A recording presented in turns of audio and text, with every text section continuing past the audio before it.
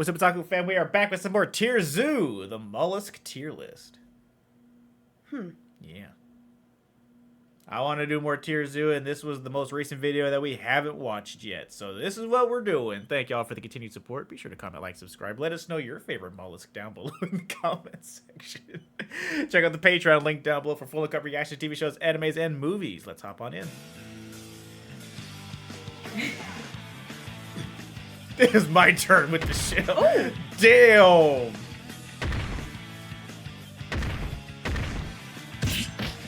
Mom! Who's giving him the hands? Mollusks are one of the most diverse factions in the entire game. Indeed, much more diverse than I think most players realize. They are extremely popular both among casual and competitive players, with some builds demanding incredible levels of skill to pilot, while others are practically AFK. And with so many different potential mollusk builds to choose from, it can be difficult to know which builds are actually competitively viable in the current meta. So today, we're going to go through the Mollusk Tier List. While I attempt to cover as many of the popular well-known builds as I can, mollusks are an extremely broad category, second only to arthropods in terms of number of individual members. So inevitably, some are... Yeah, it's one of those things where, like... Yeah, these were like the main ones, and then they just started being like, well, these kind of work too, and then suddenly there's like almost everything's a fucking mollusk. Okay. So like sea slugs, snails, cuttlefish, some squids, octopi, clams, scallops. So it's just like getting left out of this video for the sake of time. Still, by highlighting standout builds in both the high and low tiers, hopefully I can give you a good understanding of where the mollusk faction fits into the current metagame, and will be able to fill in the gaps for yourself. But before we dive into the tier list, what is a mollusk? Let us know! What are the common attributes? Mollusks are a that. huge group, encompassing all gastropods, all bivalves, and all cephalopods. While every group has its outliers, most factions at least have some consistency in their base stats. Birds tend to have pretty high mobility, mammals tend to have high intelligence, arthropods high defense, and so on. With mollusks, though, it's pretty hard to pin down any obvious through line. Pick any one stat and you can probably find a mollusk both at the top and bottom of the charts. But one thing you will not find is a mollusk with basic middle-of-the-road stats. While the numbers and combinations will vary greatly between builds, one thing I've noticed is that just about every mollusk has something extreme about it, with at least one stat being either incredibly high or abysmally low. But anyway, given just how hard it is to generalize them, we may as well just... Yes, that was an octopus strangling an eel. An eagle, and it had nothing to do. It was just stuck. It's unfortunate. Let's dive straight into the tier list. Let's go! The At common the bottom of slug. F tier, we have the common slug. Now, while this build may look like it has all the downsides of the snail without any of the benefits of the snail's protective shell, yeah, it's pretty much exactly what it looks like. The garden slug genuinely has some of the worst stats in the entire game, with even its best stat being fairly mid. Its only defensive ability is its slime, which does help ward off attacks from insects. It's a double-edged sword though, as their slime also leaves a trail, making slugs one of the easiest builds in the game to track down. Now, I will admit, there are some advantages to not having a shell, the main one being that slugs can slip through much smaller cracks, and hide underground much more easily. However, since they need to come out to feed anyway, this doesn't really help them avoid predation all that well. So with all these negatives and pretty much nothing else going for them, the snail without a shell is going in F tier. Without a shell.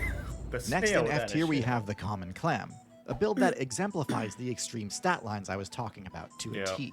With no eyes, terrible movement abilities, and no attacking moves, and no brain, the clam has to rely on only two stats, both of which are quite high. The first is their stealth, on account of the clam's surprisingly decent burrowing ability. By wedging themselves into the seabed, they can stay out of sight from most potential threats. But if an enemy manages to find them in spite of this, the clam has some of the heaviest armor of any mollusk, being able to deflect some pretty substantial damage. But with no ability to counterattack or escape, eventually a persistent attacker will deal enough damage to spell game over. Well, okay, technically clams can move, but I mean, come on. In the current meta, this just isn't enough. What's worse is that even though clams can burrow down to hide, in order to survive, they need to filter feed, and to do that, they must poke their most vulnerable weak point above the surface of the seabed, giving away their hiding spot and opening themselves up to a devastating critical hit. At the top of F tier, we have the common snail. The garden snail has most of the same weaknesses as the previous 2 entries on the tier list, but slightly less severe. Snails are every bit as slow and non-threatening as slugs, but they do at least have a shell to help block attacks. They can even use their shell to shield bash attackers in a pinch, though this doesn't do much damage. Cool. However, similar to the clam, because of how slow their movement speed is and how weak their counterattacks are, eventually an aggressive player will be able to punch through their defenses. So they're not the worst of the worst, but compared to some of the unique and powerful abilities you see higher up on the tier list, the basic snail build just isn't going to cut it. Fair. At the bottom of D tier, we have the scallop. The scallop is essentially a more decked out version of the clam. Though it has a lower base defense stat than the clam, its weaknesses are also much less pronounced. Instead of being completely immobile, scallops oddly enough have the jet propulsion ability, something usually only found in cephalopods and box jellies. Though it has a high cooldown, this ability gives them an escape option if they're ever under direct attack, something every other build on this list so far desperately needs. See these things of course, being like, able to flee from battle wouldn't do them much good if they couldn't see attacks coming. But thankfully, scallops also spec into primitive eyes, enabling them to detect predators and reposition themselves accordingly. In theory, anyway. One of the issues with simple eyes is think that of the shell even the and not most the actual basic stealth creature. techniques, such as, for example, moving very slowly, can get past their danger sense, resulting in scallops getting regularly bodied by starfish. So while they're definitely a bit more versatile than some mollusks, I can't give them too much credit. Yeah. Next in D tier, we're going to have the first of the cephalopods on our tier list, the chambered nautilus. The nautilus is a slow-moving, armored scavenger build that sustains itself mostly on detritus and carrion that is sunk to the bottom of the sea. While being able to swim while rocking a tough shell is impressive, their terrible swim speed shows just how power-crept this ancient build has gotten. Their perception stat is also pretty mid, especially for a cephalopod, which on average have some of the best vision of any marine build. The Nautilus used to be a much more popular build until seals and sea lions were added to the game, as their high agility and armor-piercing bite gave them a crushing matchup versus the Nautilus. So, while it is impressive that the Nautilus has made it through some of the roughest balanced patches in the game's history, the fact that they were driven to the depths by seals doesn't scream high tier to me. First in C tier, we have the Geographic Cone. This marine snail build rocks pretty much all the same strengths and weaknesses as your average snail, with one major exception. This snail can one-shot just about anything. The Geographic Cone has a venomous harpoon which it uses to hunt fish, but it can also use it to defend itself in a pinch. Now, the Geographic Cone is still incredibly slow and really not all that stealthy, so actually landing a hit on a fish is a bit of a challenge. Still, this is one gastropod you really don't want to underestimate. The cone snail's harpoon pierces armor, so any starfish main who thinks that all mollusks are easy wants to be drink this guy. Awakening. The Next Dumbo! The Dumbo Octopus. This is one of the strangest cephalopod builds in the entire game, and lacks a lot of the signature abilities players normally associate with the octopus. But it also has a mix of other unique traits that normal octopuses don't. You see, the Dumbo Octopus is a deep sea build, and on that server, the normal stealth techniques simply don't apply. Color changing and ink clouds aren't going to do a player any good when most of the major threats aren't relying on vision anyway. So even though those abilities are what the octopus is best known for, unfortunately the Dumbo Octopus has to find other ways to remain hidden from predators. And unfortunately, this means it needed to make even more trade-offs.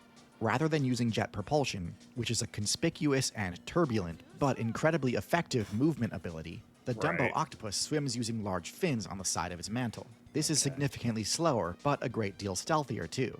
This makes it too slow to catch fish, but it's still able to thrive off of its winning matchup versus crustaceans. Its webbed tentacles are perfect for surrounding and capturing targets on the seafloor. So definitely an interesting build, but by having to sacrifice so much of what makes the octopus so overpowered, the Dumbo Octopus is definitely one of the lower tier ones.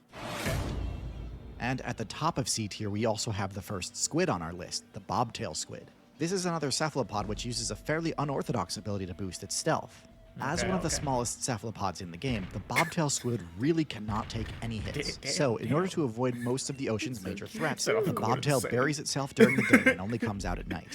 However, even under cover of darkness, the bobtail squid would still be at risk of being attacked. Though it's somewhat counterintuitive, on a night where the moon and stars are unobscured, detecting another player in the water isn't as hard as you might think. The shadows they cast in the water are highly visible and give away a player's location immediately, making it very easy for predators lurking below to strike.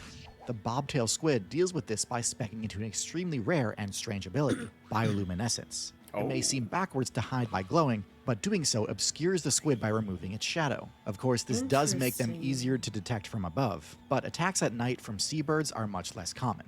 The bobtail may have the lowest stats of any cephalopod, but its unique and creative way of hiding in plain sight keeps it out of the low tiers.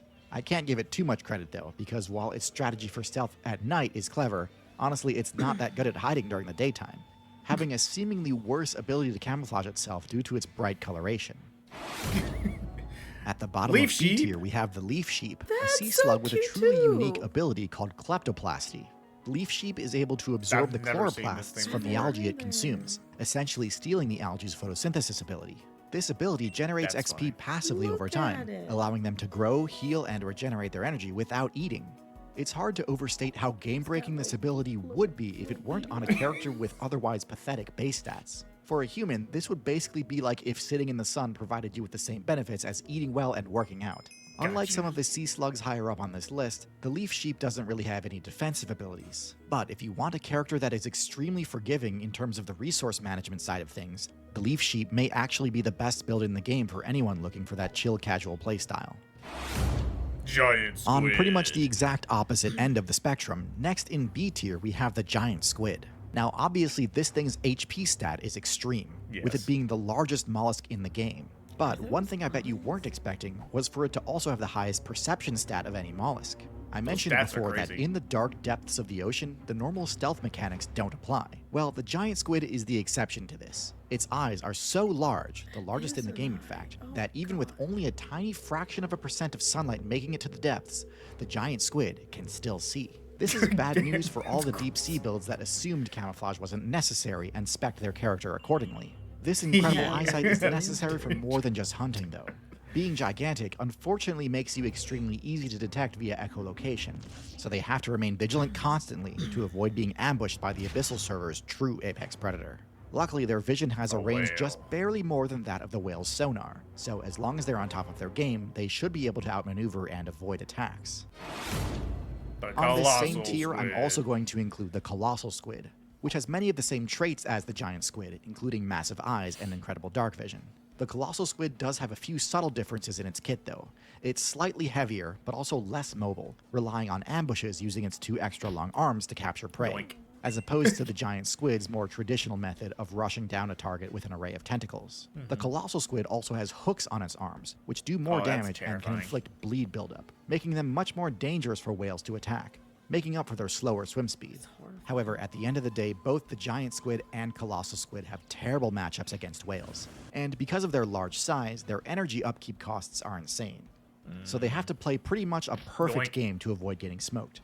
Both are powerful builds if you know what you're doing, but not without their limitations. Gotcha. At the bottom of A tier, we have another sea slug, the blue sea dragon. Similar to the leaf sheep, this slug also has the power to copy the ability of its main food source, but in this case... Why do all the slugs have the cool names? Because look at it. But it's a slug. The blue dragon isn't consuming algae, it's consuming jellyfish. The blue sea dragon is able to absorb the venomous nematocysts from the tentacles of their prey, and in doing so, gains a massive buff in the form of an equally deadly sting at the tip of its nose. This is incredible, as the blue sea dragon is able to gain the most powerful ability of the jellyfish faction without any of the awful downsides, like, you know, being literally brainless and having no control over their own movement. Blue sea dragons also have much better stealth than a lot of sea slugs, using the counter shading technique with a bright underbelly and dark blue backside, making them hard to see both from above and below. While not quite as OP as some of the cephalopod mollusks, the blue sea dragon definitely stands above all other slugs and snails as a unique and formidable outlier. Next in A tier we have the common octopus, a solid representative of the octopus faction as a whole. It possesses the core abilities that define the octopus build, along with its inherent vulnerabilities. Its 2 standout strengths are stealth and intelligence. The common octopus boasts some of the best stealth in the game, capable of changing both its color and texture to blend seamlessly into virtually any environment. Dense weeds, jagged rocks, or barren seabeds. And if its camouflage fails and it's ever spotted, it can deploy an ink cloud to temporarily debuff the attacker's perception stat, usually buying enough time to escape. However, escape is often its only viable option, as the octopus has some of the lowest defenses in the game. With no armor whatsoever, any hit it takes can deal devastating damage. Even in a server as perilous as the ocean, where threats abound regardless of armor, the common octopus must play cautiously. Bites from everyday fish can pose a serious risk, so despite its impressive abilities, it requires careful strategy to survive. Speaking of bites though, one lesser known but important ability the octopus has is venom, which it Oh, delivers Jesus via a Christ. bite with its sharp beak. Finally, now's as good a time as any to say that that. although it's not a combat weakness, the octopus's biggest weakness is its low lifespan. Given that a lot of the octopus's best tricks need to be learned, either by observation or trial and error, That's the weird. octopus's already powerful intelligence would be a lot more powerful if the devs allowed it to be refined over the course of a few decades, like Right. dolphins, parrots, and humans get. This weakness is pervasive through the entire only 3 to cephalopod 5. faction, which is interesting because some of the other mollusks are pretty much the exact opposite. But yeah, this is why despite their many overpowered abilities, it's hard to give any cephalopods a top tier rank unless they're truly broken in even more ways than usual. The Ranking giant slightly octopus. higher in A tier, the giant octopus adapts on the octopus Oh. archetype with one Yoink, minor trait, gotcha. trading some stealth for greater strength. While it retains the ability to change color and texture to blend into its surroundings, and can deploy an ink cloud to escape threats, it's less adept at stealth than the common octopus due to its larger size, which makes it more noticeable when moving. However, this trade-off comes with significant advantages. Its above-average bulk here, gives it Kratom. a wider margin of error in confrontations. Unlike the typically less brawny octopus builds, the giant octopus boasts impressive The physical sharks like power, barely with arms go. capable of wrestling mid-sized sharks and a beak that deals substantial slicing damage, in addition to being venomous. It also shares the same high intelligence that other octopuses do, enabling it to tackle problems and improvise solutions on the spot. Though it shares the same lack of armor as other octopuses, leaving it exposed to heavy damage, the giant octopus's enhanced strength and unique abilities just more hug than you. offset its reduced stealth, marking it as a force to be reckoned with. Next in A tier we have the Humboldt squid, also known as the Red Devil. The Humboldt squid is the wolf of the ocean. I don't think It I'm doesn't aware have of the this best stats in any one category. It's not the fastest, it's not the largest, and it's not the deadliest. However, it is well above average in all of those categories. And Yoink. that, plus some impressive hunting tactics, makes it one of the most fearsome mollusks in the game. During the day, Humboldt squid mains hang out in the deep sea out of sight. But as it gets dark, the hunt begins, and the squid rise from Rise the up, depths to attack. gamers. They hunt in packs, coordinating with each other via pulsing red and white light. These Oh. feeding frenzies can tear through schools of fish in an instant, and then return back to the depths before builds like the dolphin can arrive to challenge them. Now, obviously, communicating with light pulses has the disadvantage of giving away your location, so faster characters will usually be able to avoid getting caught in the frenzy. yes. But still, the fear factor alone of getting caught surrounded by large glowing red squid has to earn it a spot in A tier. And last in yeah, A tier, we no, have yeah. the Mimic Octopus. The Mimic Octopus is a smaller mollusk with below average stats for its archetype. However, the Mimic Octopus uses its color change ability in a truly unique way, to shapeshift into the form of other marine monkeys. characters. In doing so, it can trick other players into misplaying in many different ways. Ooh. The most obvious strategy is just to mimic a character with a powerful venomous ability, like a lionfish or sea snake. This will Yeah. cause predators to leave you alone for fear of getting stung or bitten. But this technique can also be used on offense to trick a target into a false sense of security, by mimicking something less dangerous like a starfish or flatfish. Now, Yeah. while this is all extremely impressive, it's worth noting that the Mimic Octopus's options are fairly limited. It's most effective at mimicking characters that already share its black and white stripe appearance. When it attempts to mimic something else, it's admittedly a lot less convincing. And if their disguise fails, their below average base stats leave them in a pretty vulnerable position should an enemy attack. A high skill, high reward technique, and one that deserves some pretty high recognition. Yeah. But one that's also easy to overestimate. It's clever, but not quite broken. Okay, we've finally reached the S tier. Oh, If you've man. watched up until this point and are enjoying the video, I'd really appreciate it if you took a second to subscribe to the channel. Already Thanks. am, I'm buddy. learning so much. At the bottom of S tier, we have another small Ooh, mollusk with blue interesting. accents, the blue-ringed octopus. That looks This is like one it of the would be smallest poisonous. octopus builds in the game, but you wouldn't know it if all you saw was its power stat. The Good blue-ringed lord. octopus has the deadliest venom of any mollusk, Yeah, even 'cause they're- deadlier than yeah, the geographic makes tone. sense with the bright Its venom blue. is the same neurotoxin found in pufferfish, which can Oh. almost anything within only a few minutes. That's crazy. I was say I've never heard this one before, but bro, we just watched a video about how bad the pufferfish were Yeah. from Casual Geographic. So like that's crazy. Yeah. Same venom is Because wild. of the blue-ringed octopus's insanely high damage, this build opts for the aposomatism technique, where rather than attempting to hide from predators using camouflage, when threatened, it instead boldly asserts its presence with vibrant neon blue markings all along its body. In doing so, it is essentially flexing on other predator players, Yeah, saying like, it has come on. no reason to fear them Come and on. daring them to make a move. This strat is common among players with powerful toxic abilities, and most players quickly learn that bright color I am means here. danger. Now, one of the You're usual approaching drawbacks me? of this ability is that it dramatically cuts the player's own stealth stat. While this trade-off makes sense when it comes to scaring off predators, if you're a predator yourself, this makes the task of catching prey harder, as they'll be able to Right. see you coming more easily. But because of the octopus's innate color change ability, the blue-ringed octopus is able to switch its intimidation ability on and off, allowing it to remain stealthy when it needs to. Now, of course, because it's on the small side, there's always a chance an opponent could overwhelm the octopus and take it down before it had the chance to counterattack. But more often than not, this small octopus is turning the tide on anything that dares challenge it. While it's definitely a glass cannon, the blue-ringed octopus's incredible stats and unique ability to subvert one of its major weaknesses earns it a spot in S tier. And on the topic of subverting weaknesses, next in S tier we have the coconut octopus. This is the octopus build with the highest intelligence stat of any mollusk, and the only one that makes tool use a core part of its strategy. The octopus's biggest weakness is its pathetic defense stat, and this was actually a direct nerf to overpowered cephalopod builds of the past. Many cephalopods used to have thick, sturdy shells like other mollusks do, way back during the Ordovician expansion. By using their incredibly high intelligence and tool use ability, the coconut octopus is able to regain access to heavy armor by equipping the shells of defeated scallops and clams. This makes them much less vulnerable to being picked off by a random attack from a fish or Slide on bird. in. In addition, kind of similar to the mimic octopus, most players don't have their guard up around a clam. So the shells also provide excellent cover to ambush Yoink. opponents from. And after scoring a win, they can retreat go to the right back safety in. of their shell to avoid getting it stolen, similar to leopards dragging their food up into trees to avoid hyenas. But shells aren't the only tools the coconut octopus has learned to incorporate into its Got a combat glass repertoire. bottle. Using its water siphon, it can also launch debris at fish, making them one of the only builds in the game with access to a ranged attack. This is excellent at dealing chip damage without leaving the safety of the shell, meaning they don't fall into the same trap as clams by relying on defense with no means of counterattacking. Overall, this is truly one of the most impressive showcases of tool use in the entire game other than humans, as it legitimately subverts one of the weaknesses of the typical octopus build without sacrificing any of the perks. An easy S tier rank.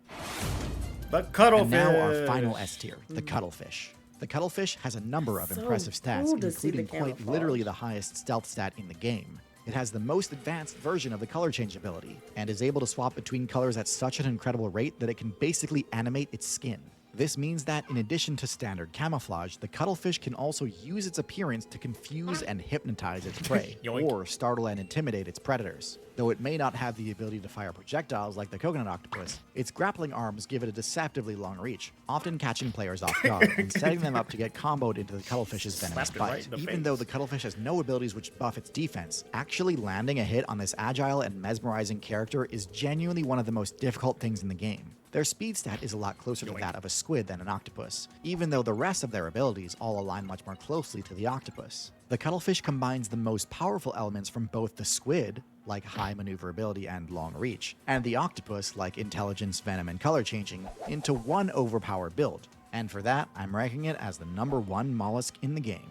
And that's the tier Alright. list. Overall, the viability of mollusks is super inconsistent. Best cephalopods are truly busted, but the faction is also filled with a lot of suboptimal jank and AFK farming builds. So there really is something for everyone here, from meta tryhards to low-tier heroes. Now, knowing which traits and abilities to invest in can be a difficult choice. Luckily for you, I've partnered with the game Cell to Singularity to provide you the perfect training. We've seen that. I think one of his other videos had that same I sponsor. think in what's it. wild to me too, like outside of the camouflage, is the fact that they can mimic texture Yeah. too, and I'm just like, how do they do that? Magic.